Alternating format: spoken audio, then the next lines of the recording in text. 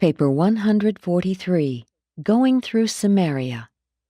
At the end of June AD 27, because of the increasing opposition of the Jewish religious rulers, Jesus and the 12 departed from Jerusalem, after sending their tents and meager personal effects to be stored at the home of Lazarus at Bethany. Going north into Samaria, they tarried over the Sabbath at Bethel. Here they preached for several days to the people who came from Gophna and Ephraim. A group of citizens from Arimathea and Thamna came over to invite Jesus to visit their villages. The Master and his apostles spent more than 2 weeks teaching the Jews and Samaritans of this region, many of whom came from as far as Antipatris to hear the good news of the kingdom. The people of southern Samaria heard Jesus gladly, and the apostles, with the exception of Judas Iscariot, succeeded in overcoming much of their prejudice against the Samaritans. It was very difficult for Judas to love these Samaritans.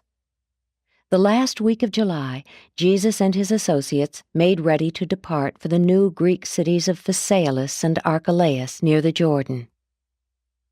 1. Preaching at Archelaus. The first half of the month of August, the apostolic party made its headquarters at the Greek cities of Archelaus and Phasaelis, where they had their first experience preaching to well-nigh exclusive gatherings of Gentiles, Greeks, Romans, and Syrians, for few Jews dwelt in these 2 Greek towns. In contacting with these Roman citizens, the apostles encountered new difficulties in the proclamation of the message of the coming kingdom, and they met with new objections to the teachings of Jesus. At one of the many evening conferences with his apostles, Jesus listened attentively to these objections to the gospel of the kingdom, as the 12 repeated their experiences with the subjects of their personal labors. A question asked by Philip was typical of their difficulties. Said Philip, "Master, these Greeks and Romans make light of our message, saying that such teachings are fit for only weaklings and slaves.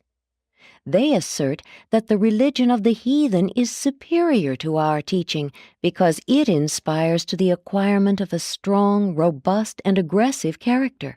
They affirm that we would convert all men into enfeebled specimens of passive non-resistors who would soon perish from the face of the earth. They like you, Master, and freely admit that your teaching is heavenly and ideal, but they will not take us seriously. They assert that your religion is not for this world, that men cannot live as you teach. And now, Master, what shall we say to these Gentiles?" After Jesus had heard similar objections to the gospel of the kingdom presented by Thomas, Nathanael, Simon Zelotes, and Matthew, he said to the 12, "I have come into this world to do the will of my Father, and to reveal his loving character to all mankind. That, my brethren, is my mission. And this one thing I will do, regardless of the misunderstanding of my teachings by Jews or Gentiles of this day or of another generation. But you should not overlook the fact that even divine love has its severe disciplines. A father's love for his son oftentimes impels the father to restrain the unwise acts of his thoughtless offspring. The child does not always comprehend the wise and loving motives of the father's restraining discipline. But I declare to you that my Father in paradise does rule a universe of universes by the compelling power of his love. Love is the greatest of all spirit realities. Truth is a liberating revelation, but love is the supreme relationship. And no matter what blunders your fellow men make in their world management of today, in an age to come, the gospel which I declare to you will rule this very world. The ultimate goal of human progress is the reverent recognition of the fatherhood of God and the loving materialization of the brotherhood of man. But who told you that my gospel was intended only for slaves and weaklings? Do you, my chosen apostles, resemble weaklings? Did John look like a weakling? Do you observe that I am enslaved by fear?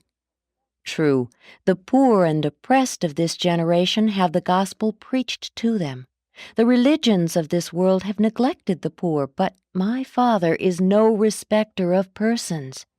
Besides, the poor of this day are the first to heed the call to repentance and acceptance of sonship. The gospel of the kingdom is to be preached to all men, Jew and Gentile, Greek and Roman, rich and poor, free and bond, and equally to young and old, male and female. Because my Father is a God of love and delights in the practice of mercy, do not imbibe the idea that the service of the kingdom is to be one of monotonous ease. The paradise ascent is the supreme adventure of all time, the rugged achievement of eternity. The service of the kingdom on earth will call for all the courageous manhood that you and your co-workers can muster. Many of you will be put to death for your loyalty to the gospel of this kingdom. It is easy to die in the line of physical battle when your courage is strengthened by the presence of your fighting comrades. But it requires a higher and more profound form of human courage and devotion, calmly and all alone, to lay down your life for the love of a truth enshrined in your mortal heart. Today, the unbelievers may taunt you with preaching a gospel of non-resistance and with living lives of non-violence.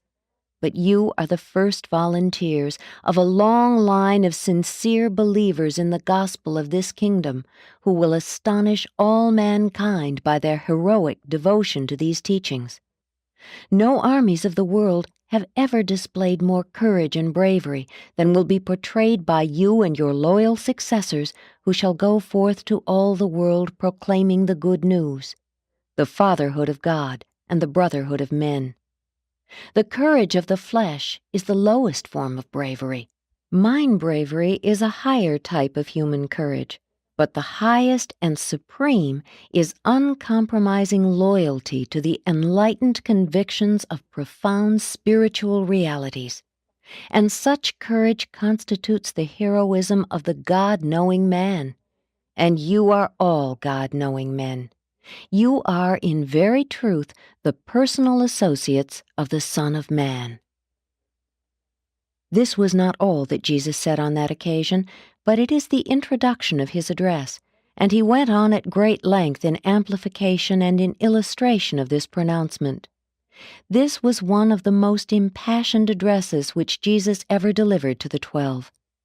Seldom did the Master speak to his apostles with evident strong feeling, but this was one of those few occasions when he spoke with manifest earnestness accompanied by marked emotion. The result upon the public preaching and personal ministry of the apostles was immediate. From that very day, their message took on a new note of courageous dominance. The 12 continued to acquire the spirit of positive aggression in the new gospel of the kingdom. From this day forward, they did not occupy themselves so much with the preaching of the negative virtues and the passive injunctions of their Master's many-sided teaching. 2. Lesson on Self-Mastery. The Master was a perfected specimen of human self-control. When he was reviled, he reviled not. When he suffered, he uttered no threats against his tormentors. When he was denounced by his enemies, he simply committed himself to the righteous judgment of the Father in heaven. At one of the evening conferences, Andrew asked Jesus, "Master, are we to practice self-denial as John taught us, or are we to strive for the self-control of your teaching? Wherein does your teaching differ from that of John?" Jesus answered, "John indeed taught you the way of righteousness in accordance with the light and laws of his fathers, and that was the religion of self-examination and self-denial. But I come with a new message of self-forgetfulness and self-control. I show to you the way of life as revealed to me by my Father in heaven. Verily, verily, I say to you, he who rules his own self is greater than he who captures a city. Self-mastery is the measure of man's moral nature and the indicator of his spiritual development. In the old order, you fasted and prayed. As the new creature of the rebirth of the Spirit, you are taught to believe and rejoice. In the Father's kingdom, you are to become new creatures. Old things are to pass away. Behold, I show you how all things are to become new.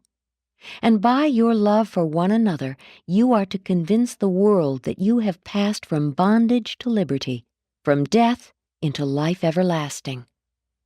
By the old way, you seek to suppress, obey, and conform to the rules of living. By the new way, you are first transformed by the Spirit of truth, and thereby strengthened in your inner soul by the constant spiritual renewing of your mind. And so are you endowed with the power of the certain and joyous performance of the gracious, acceptable, and perfect will of God. Forget not, it is your personal faith in the exceedingly great and precious promises of God that ensures your becoming partakers of the divine nature.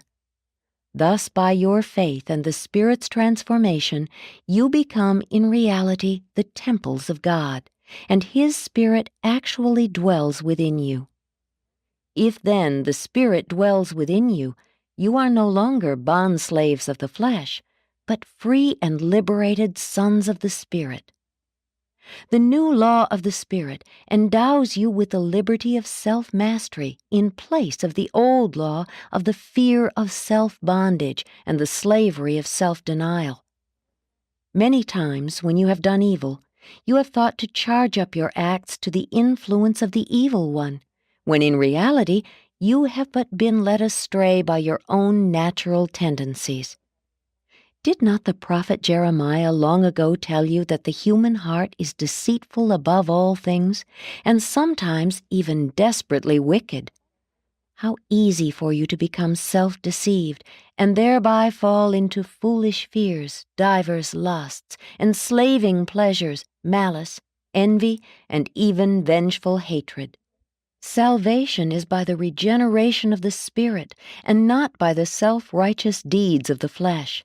You are justified by faith and fellowshipped by grace, not by fear and the self-denial of the flesh, albeit the Father's children who have been born of the Spirit are ever and always masters of the self and all that pertains to the desires of the flesh. When you know that you are saved by faith, you have real peace with God.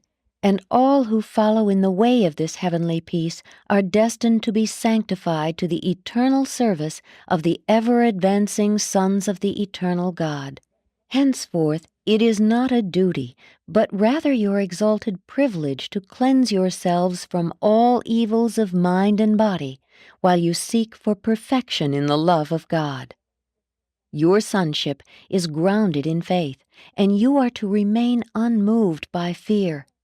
Your joy is born of trust in the divine word, and you shall not, therefore, be led to doubt the reality of the Father's love and mercy. It is the very goodness of God that leads men into true and genuine repentance. Your secret of the mastery of self is bound up with your faith in the indwelling Spirit which ever works by love. Even this saving faith you have not of yourselves. It also is the gift of God. And if you are the children of this living faith, you are no longer the bondslaves of self, but rather the triumphant masters of yourselves, the liberated sons of God. If then, my children, you are born of the Spirit, you are forever delivered from the self-conscious bondage of a life of self-denial and watch-care over the desires of the flesh, and you are translated into the joyous kingdom of the Spirit, whence you spontaneously show forth the fruits of the Spirit in your daily lives. And the fruits of the Spirit are the essence of the highest type of enjoyable and ennobling self-control, even the heights of terrestrial mortal attainment, true self-mastery. 3. Diversion and relaxation. About this time, a state of great nervous and emotional tension developed among the apostles and their immediate disciple associates. They had hardly become accustomed to living and working together. They were experiencing increasing difficulties in maintaining harmonious relations with John's disciples. The contact with the Gentiles and the Samaritans was a great trial to these Jews, and besides all this, the recent utterances of Jesus had augmented their disturbed state of mind. Andrew was almost beside himself. He did not know what next to do, and so he went to the Master with his problems and perplexities. When Jesus had listened to the apostolic chief relate his troubles, he said, "Andrew, you cannot talk men out of their perplexities when they reach such a stage of involvement, and when so many persons with strong feelings are concerned. I cannot do what you ask of me. I will not participate in these personal social difficulties, but I will join you in the enjoyment of a 3-day period of rest and relaxation. Go to your brethren and announce that all of you are to go with me up on Mount Sartaba, where I desire to rest for a day or 2. Now, you should go to each of your 11 brethren and talk with him privately, saying, 'The Master desires that we go apart with him for a season to rest and relax. Since we all have recently experienced much vexation of spirit and stress of mind, I suggest that no mention be made of our trials and troubles while on this holiday. Can I depend upon you to cooperate with me in this matter? In this way, privately and personally approach each of your brethren.' And Andrew did as the Master had instructed him. This was a marvelous occasion in the experience of each of them. They never forgot the day going up the mountain. Throughout the entire trip, hardly a word was said about their troubles. Upon reaching the top of the mountain, Jesus seated them about him while he said, 'My brethren, you must all learn the value of rest and the efficacy of relaxation. You must realize that the best method of solving some entangled problems is to forsake them for a time. Then, when you go back fresh from your rest or worship, you are able to attack your troubles with a clearer head and a steadier hand, not to mention a more resolute heart. Again, many times your problem is found to have shrunk in size and proportions while you have been resting your mind and body.' The next day, Jesus assigned to each of the 12 a topic for discussion. The whole day was devoted to reminiscences and to talking over matters not related to their religious work. They were momentarily shocked when Jesus even neglected to give thanks, verbally, when he broke bread for their noontide lunch. This was the first time they had ever observed him to neglect such formalities. When they went up the mountain, Andrew's head was full of problems. John was inordinately perplexed in his heart. James was grievously troubled in his soul. Matthew was hard-pressed for funds, inasmuch as they had been sojourning among the Gentiles. Peter was overwrought and had recently been more temperamental than usual. Judas was suffering from a periodic attack of sensitiveness and selfishness. Simon was unusually upset in his efforts to reconcile his patriotism with the love of the brotherhood of man. Philip was more and more nonplussed by the way things were going. Nathanael had been less humorous since they had come in contact with the Gentile populations, and Thomas was in the midst of a severe season of depression. Only the twins were normal and unperturbed. All of them were exceedingly perplexed about how to get along peaceably with John's disciples. The 3rd day, when they started down the mountain and back to their camp, a great change had come over them.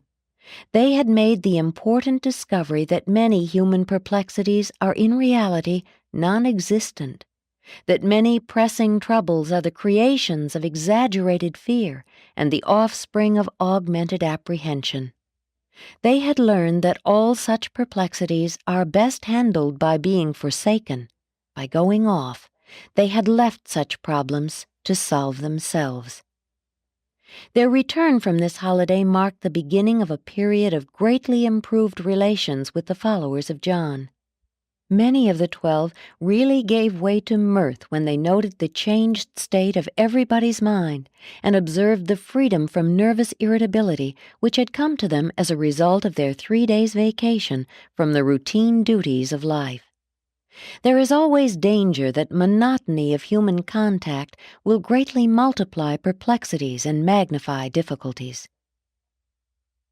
Not many of the Gentiles in the two Greek cities of Archelaus and Phasaelus believed in the gospel, but the 12 apostles gained a valuable experience in this their first extensive work with exclusively Gentile populations.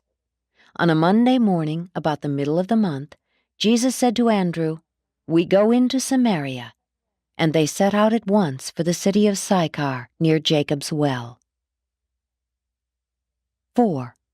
The Jews and the Samaritans. For more than 600 years the Jews of Judea, and later on those of Galilee also, had been at enmity with the Samaritans. This ill feeling between the Jews and the Samaritans came about in this way. About 700 years B.C., Sargon, king of Assyria, in subduing a revolt in central Palestine, carried away and into captivity over 25,000 Jews of the northern kingdom of Israel, and installed in their place an almost equal number of the descendants of the Kuthites, Sepharvites, and the Hamathites. Later on, Ashurbanipal sent still other colonies to dwell in Samaria. The religious enmity between the Jews and the Samaritans dated from the return of the former from the Babylonian captivity, when the Samaritans worked to prevent the rebuilding of Jerusalem. Later they offended the Jews by extending friendly assistance to the armies of Alexander. In return for their friendship, Alexander gave the Samaritans permission to build a temple on Mount Gerizim, where they worshipped Yahweh and their tribal gods, and offered sacrifices much after the order of the temple services at Jerusalem. At least they continued this worship up to the time of the Maccabees, when John Hyrcanus destroyed their temple on Mount Gerizim. The Apostle Philip, in his labors for the Samaritans after the death of Jesus, held many meetings on the site of this old Samaritan temple. The antagonisms between the Jews and the Samaritans were time-honored and historic. Increasingly, since the days of Alexander, they had had no dealings with each other. The 12 apostles were not averse to preaching in the Greek and other Gentile cities of the Decapolis and Syria, but it was a severe test of their loyalty to the Master when he said, "Let us go into Samaria." But in the year and more they had been with Jesus, they had developed a form of personal loyalty which transcended even their faith in his teachings and their prejudices against the Samaritans. 5. The Woman of Sychar. When the Master and the 12 arrived at Jacob's well, Jesus, being weary from the journey, tarried by the well, while Philip took the apostles with him to assist in bringing food and tents from Sychar, for they were disposed to stay in this vicinity for a while. Peter and the Zebedee sons would have remained with Jesus, but he requested that they go with their brethren, saying, "Have no fear for me, these Samaritans will be friendly. Only our brethren the Jews seek to harm us." And it was almost 6 o'clock on this summer's evening when Jesus sat down by the well to await the return of the apostles. The water of Jacob's well was less mineral than that from the wells of Sychar, and was therefore much valued for drinking purposes. Jesus was thirsty, but there was no way of getting water from the well. When, therefore, a woman of Sychar came up with her water pitcher and prepared to draw from the well, Jesus said to her, "Give me a drink." This woman of Samaria knew Jesus was a Jew by his appearance and dress, and she surmised that he was a Galilean Jew from his accent. Her name was Nalda, and she was a comely creature. She was much surprised to have a Jewish man thus speak to her at the well and ask for water, for it was not deemed proper in those days for a self-respecting man to speak to a woman in public, much less for a Jew to converse with a Samaritan. Therefore Nalda asked Jesus, "How is it that you, being a Jew, ask for a drink of me, a Samaritan woman?" Jesus answered, "I have indeed asked you for a drink, but if you could only understand, you would ask me for a draught of the living water." Then said Nalda, "But, sir, you have nothing to draw with, and the well is deep. Whence then have you this living water? Are you greater than our father Jacob, who gave us this well, and who drank thereof himself, and his sons, and his cattle also?" Jesus replied, "Everyone who drinks of this water will thirst again, but whosoever drinks of the water of the living Spirit shall never thirst. And this living water shall become in him a well of refreshment, springing up even to eternal life." Nalda then said, "Give me this water, that I thirst not, neither come all the way hither to draw. Besides, anything which a Samaritan woman could receive from such a commendable Jew would be a pleasure." Nalda did not know how to take Jesus' willingness to talk with her. She beheld in the Master's face the countenance of an upright and holy man, but she mistook friendliness for commonplace familiarity, and she misinterpreted his figure of speech as a form of making advances to her. And being a woman of lax morals, she was minded openly to become flirtatious when Jesus, looking straight into her eyes with a commanding voice, said, "Woman, go get your husband and bring him hither." This command brought Nalda to her senses. She saw that she had misjudged the Master's kindness. She perceived that she had misconstrued his manner of speech. She was frightened. She began to realize that she stood in the presence of an unusual person, and groping about in her mind for a suitable reply, in great confusion she said, "But, sir, I cannot call my husband, for I have no husband." Then said Jesus, "You have spoken the truth. For while you may have once had a husband, he with whom you are now living is not your husband. Better it would be if you would cease to trifle with my words and seek for the living water which I have this day offered you." By this time Nalda was sobered, and her better self was awakened. She was not an immoral woman wholly by choice. She had been ruthlessly and unjustly cast aside by her husband, and in dire straits had consented to live with a certain Greek as his wife, but without marriage. Nalda now felt greatly ashamed that she had so unthinkingly spoken to Jesus, and she most penitently addressed the Master, saying, "My Lord, I repent of my manner of speaking to you, for I perceive that you are a holy man, or maybe a prophet." And she was just about to seek direct and personal help from the Master when she did what so many have done before and since, dodged the issue of personal salvation by turning to the discussion of theology and philosophy. She quickly turned the conversation from her own needs to a theological controversy. Pointing over to Mount Gerizim, she continued, "Our fathers worshipped on this mountain, and yet you would say that in Jerusalem is the place where men ought to worship. Which, then, is the right place to worship God?" Jesus perceived the attempt of the woman's soul to avoid direct and searching contact with its Maker, but he also saw that there was present in her soul a desire to know the better way of life. After all, there was in Nalda's heart a true thirst for the living water. Therefore he dealt patiently with her, saying, "Woman, let me say to you that the day is soon coming when neither on this mountain nor in Jerusalem will you worship the Father. But now you worship that which you know not, a mixture of the religion of many pagan gods and Gentile philosophies. The Jews at least know whom they worship.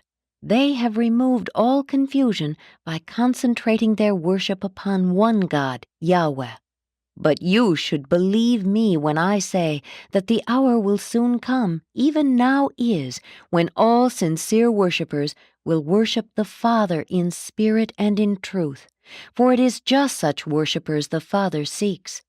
God is spirit, and they who worship him must worship him in spirit and in truth. Your salvation comes not from knowing how others should worship or where, but by receiving into your own heart this living water which I am offering you even now." But Nalda would make one more effort to avoid the discussion of the embarrassing question of her personal life on earth and the status of her soul before God. Once more she resorted to questions of general religion, saying, "Yes, I know, sir, that John has preached about the coming of the Converter, he who will be called the Deliverer, and that when he shall come, he will declare to us all things." And Jesus, interrupting Nalda, said with startling assurance, "I who speak to you am he." This was the first direct, positive, and undisguised pronouncement of his divine nature and sonship which Jesus had made on earth.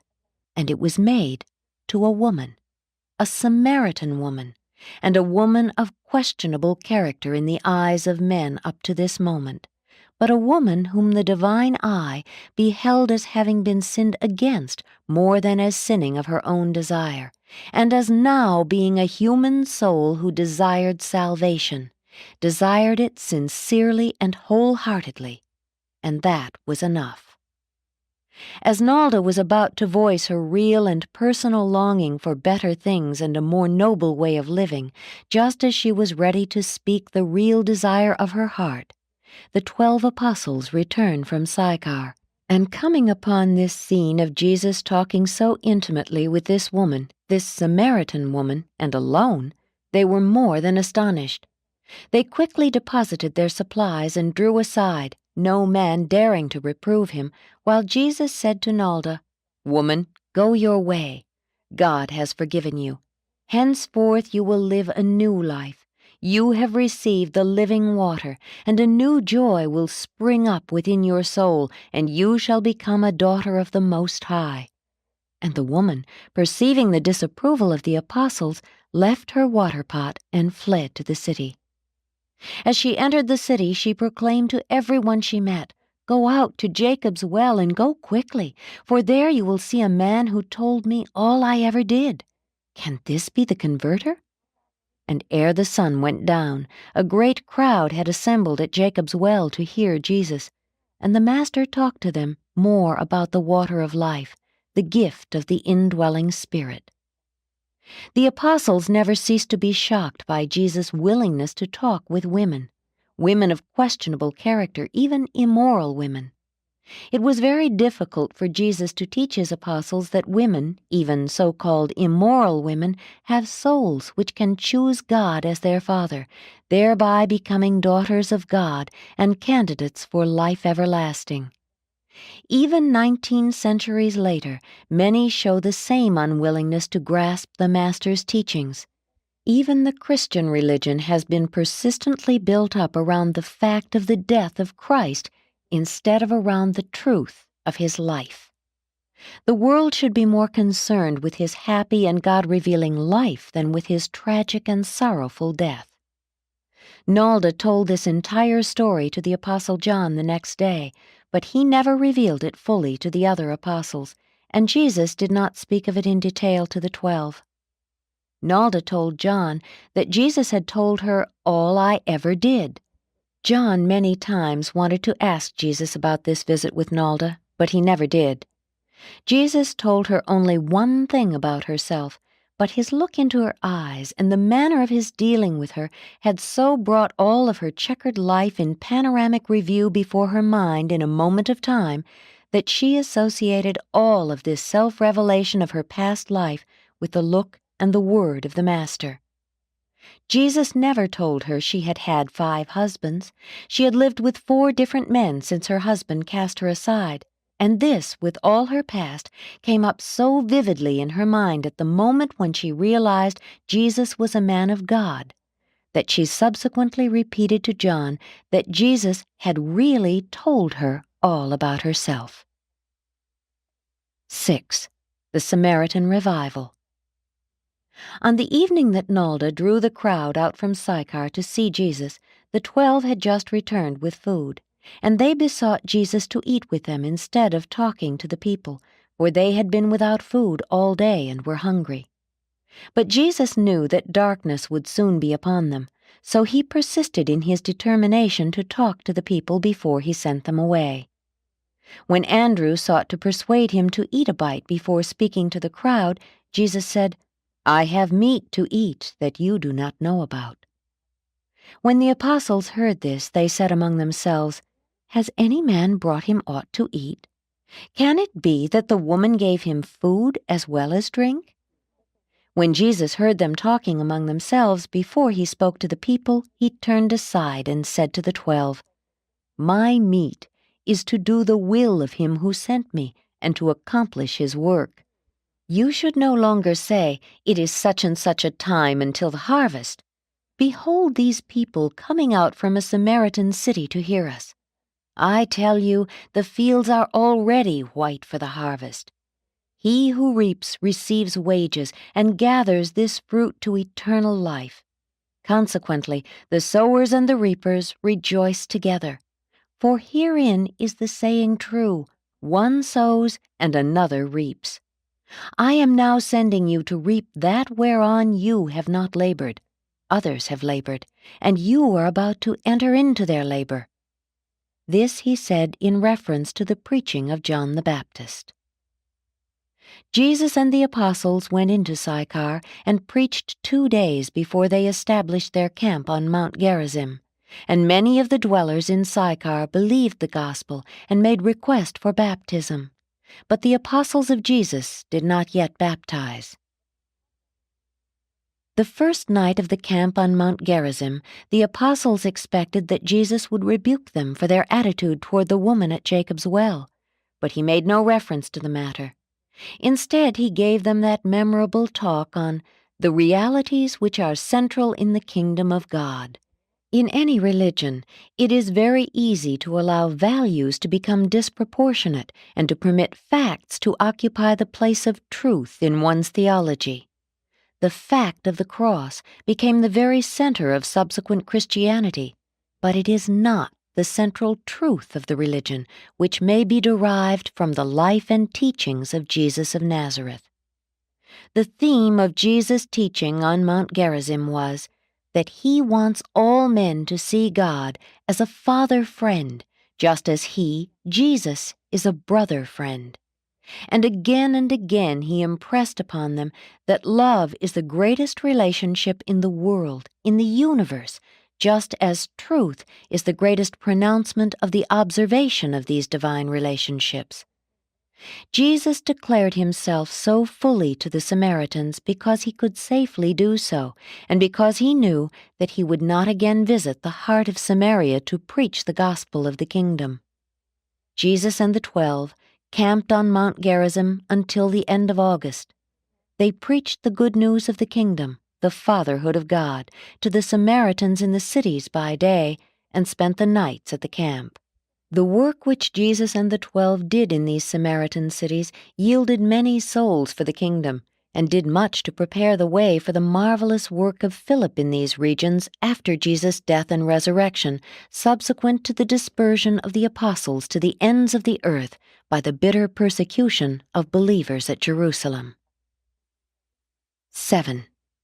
Teachings about prayer and worship. At the evening conferences on Mount Gerizim, Jesus taught many great truths, and in particular he laid emphasis on the following. True religion is the act of an individual soul in its self-conscious relations with the Creator. Organized religion is man's attempt to socialize the worship of individual religionists. Worship, contemplation of the spiritual, must alternate with service, contact with material reality. Work should alternate with play. Religion should be balanced by humor. Profound philosophy should be relieved by rhythmic poetry. The strain of living, the time tension of personality, should be relaxed by the restfulness of worship. The feelings of insecurity arising from the fear of personality isolation in the universe should be antidoted by the faith contemplation of the Father and by the attempted realization of the Supreme. Prayer is designed to make man less thinking, but more realizing. It is not designed to increase knowledge, but rather to expand insight. Worship is intended to anticipate the better life ahead and then to reflect these new spiritual significances back onto the life which now is. Prayer is spiritually sustaining, but worship is divinely creative. Worship is the technique of looking to the One for the inspiration of service to the many. Worship is the yardstick which measures the extent of the soul's detachment from the material universe, and its simultaneous and secure attachment to the spiritual realities of all creation. Prayer is self-reminding, sublime thinking. Worship is self-forgetting, super-thinking. Worship is effortless attention, true and ideal soul rest, a form of restful spiritual exertion. Worship is the act of a part identifying itself with the whole, the finite with the infinite, the Son with the Father, time in the act of striking step with eternity. Worship is the act of the Son's personal communion with the Divine Father, the assumption of refreshing, creative, fraternal, and romantic attitudes by the human soul spirit. Although the apostles grasped only a few of his teachings at the camp, other worlds did, and other generations on earth will.